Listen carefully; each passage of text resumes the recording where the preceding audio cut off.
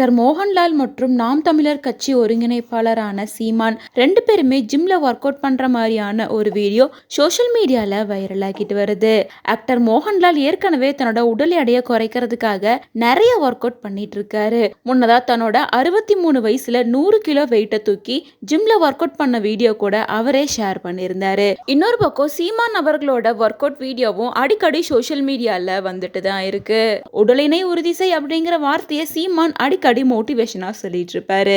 Karate, silambam இதெல்லாம் முன்னாடியே நான் கத்துக்கிட்டேன். உடற்பயிற்சி கூடத்துக்கும் நான் போவேன். நேரம் இருக்கிறத பொறுத்து நான் உடற்பயிற்சியும் செய்வேன் அப்படின்னு சீமான் அடிக்கடி சொல்லிட்டே இருப்பாரு. அது மட்டும் இல்லாம எவ்வளவு வேலை இருந்தாலும் பல் துலக்கறதையும் கழிவறைக்கு போறதையும் எப்படி வழக்கமா வச்சிருக்கோமோ அப்படி உடற்பயிற்சி செய்யறதையும் கட்டாயமான பழக்கமா நான் வச்சுட்டு தான் இருக்கேன். இந்த விஷயத்த எனக்கு ஆக்டர் சத்யராஜ் தான் கத்து கொடுத்தாரு. காலையில நம்மளோட முதல் குளியல் வியர்வையா இருக்கட்டும் அப்படின்னு சொல்லிட்டு நாம் தமிழர் கட்சி ஒருங்கிணைப்பாளரான சீமான் சொல்லியிருக்காரு.